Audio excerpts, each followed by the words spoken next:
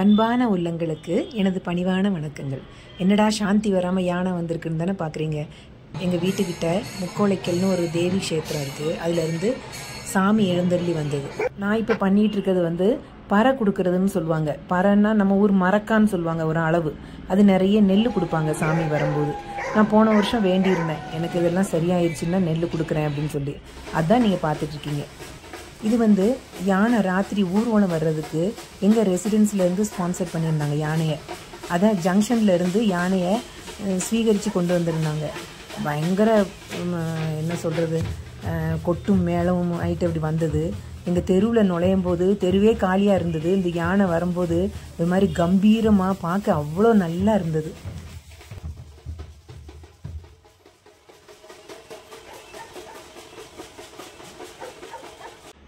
எங்கள் ஊரில் ஃபேமஸ் பத்மநாத சுவாமி கோவிலில் கொடி ஏறி இருக்கு திருவிழாக்காக.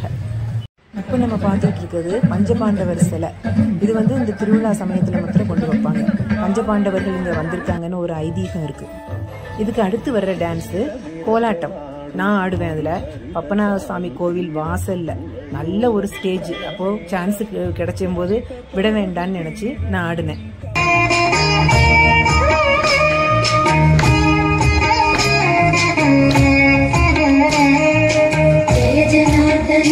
कृष्णा राधिकापते नंद नंदना कृष्णा रुक्मिणीपते